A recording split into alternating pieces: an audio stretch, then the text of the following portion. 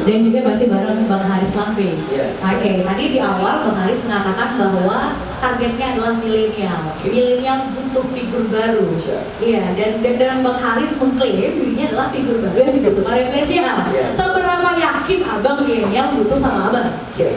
Sekarang ini kan milenial ini suaranya kan kalau di dalam BPT kemarin data yang saya dapat itu kurang lebih hampir 25% sampai 30% suara milenial.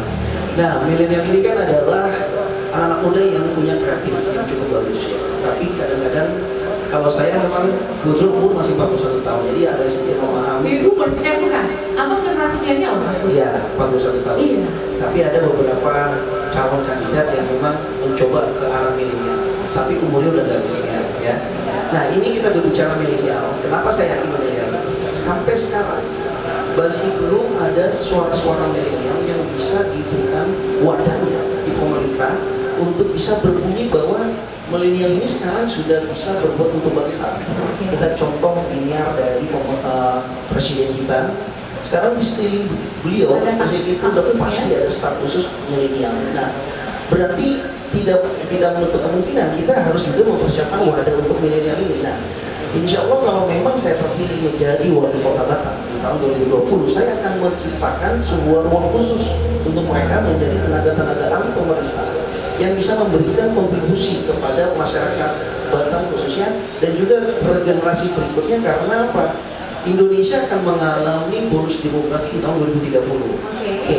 Jadi bagaimana Cina, negara besar, itu mempersiapkan bonus demografi yang sekarang ini adalah bonus demografinya Cina, sehingga pemuda-pemuda Cina atau orang yang produktif itu membuat negara Cina menjadi negara yang kuat. Oke.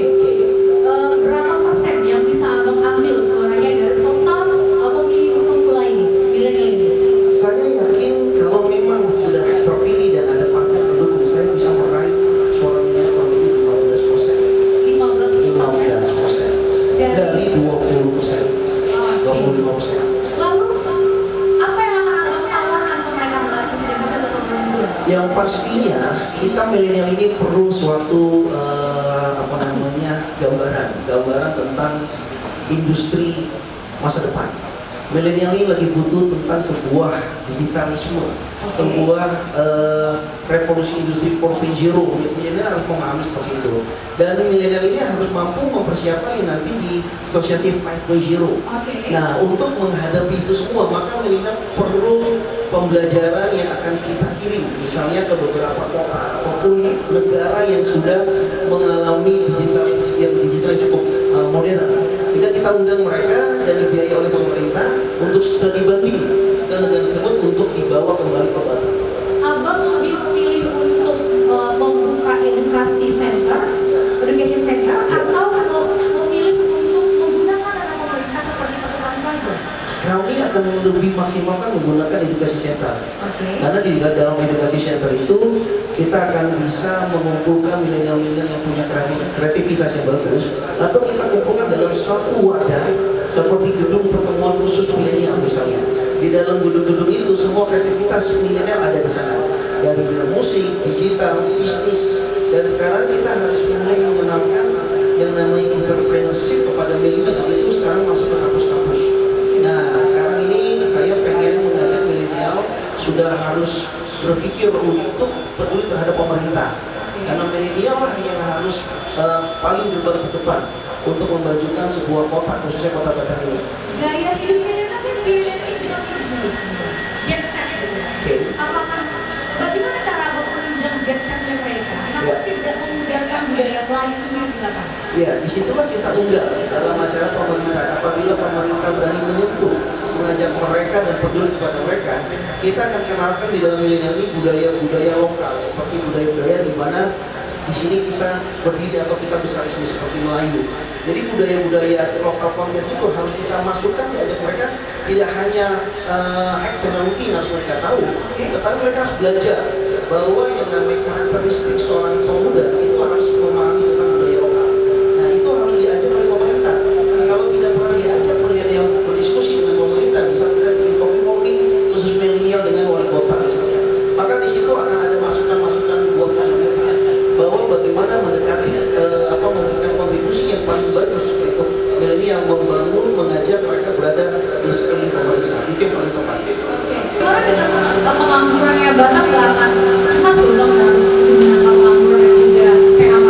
Ya, tadi kita balikan lagi membangun sektor ekonomi itu bukan hanya bagian dari persen atau tidak, tapi ini harus bagian dari keseluruhan. Meningkatkan lapangan pekerjaan ini salah satu bagian dari meningkatkan perekonomian. Nah, menciptakan lapangan pekerjaan itu dari sektor pariwisata, industri, mana sih sektor yang sudah paling banyak menyerap tenaga kerja? Apabila pariwisata ini dijalankan, diprioritaskan, tapi industrinya tidak dijalankan, maka penerapan tenaga kerja akan sangat sedikit, sehingga angka pengangguran akan semakin banyak. Nah, konsep yang paling bagus adalah bagaimana sektor industri dan pariwisata itu sama-sama dijalankan, sehingga kita kembalikan lagi kejayaan Batam yang dulu 10 tahun lalu, di mana sektor industri perkapalan itu cukup banyak, karena sektor industri perkapalan satu shipyard saja itu bisa menyerap tenaga kerja dari 1.000 bahkan sampai 5.000, dari 100 bahkan sampai 5.000 tenaga kerja. Itu akan mengurangi angka pengangguran. Dalam visi misi abang berpikir bahwa akan membangun international hub di Batam. Iya. Dan juga hub aerospace dari juga. Iya. Itu nggak terlalu raksasa banget. Jadi kalau membangun sebuah kota itu kita harus bermimpi yang tinggi-tinggi. Karena kalau kita nggak mimpi tinggi maka jatuhnya rendah terus. Kita harus punya mimpi bagaimana geografis Batam ini harus punya perekonomian di atas perekonomian secara nasional. Contoh kita punya barometer kota Hong Kong misalnya, sama kota Singapura itu sama dikelilingi dengan perairan juga. Hong Kong sama geografis dikelilingi perairan, tetapi mereka memiliki industri elektronik yang cukup canggih di sana. Industri aerospace misalnya, di sana kita lihat Batam ini sekarang sudah ada Lion Air yang punya, kalau bahasa awamnya bengkelan. Bengkelnya Lion Air ada di Batam. Kenapa dari semua kota yang ada di Indonesia harus Batam? Karena ternyata Batam ini sangat strategis posisinya. Nah nanti kita akan undang karena Batam sudah punya bandara internasional. Kita akan maksimalkan lagi. Kalau konsep bandara internasional di Batam itu jauh berbeda dengan bandara internasional yang ada di Bali.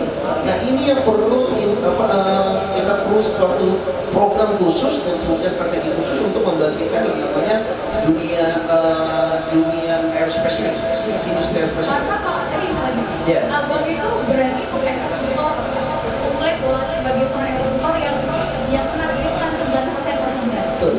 5, kita tuh 7%. Iya. Dan perempuan down ke bawah. Iya. Pemerintah pun prestasinya secara nasional 5 ya. Iya. Nah ini 9 loh bang. Ini gimana? Ya jadi gini, kalau kita nih orang biasa hidup di dunia pengusahaan, dunia marketing. Kalau kita punya target itu target harus yang terukur. Target seorang marketing itu di angka 9%. Itu kalau turun nggak mencapai target, pasti turunnya di angka 8-7%. Tapi kalau kita target 7%, maka dia akan turunnya di 6 dan 5%, sehingga ini tidak akan menjadi suatu meningkatkan perekonomian secara cepat.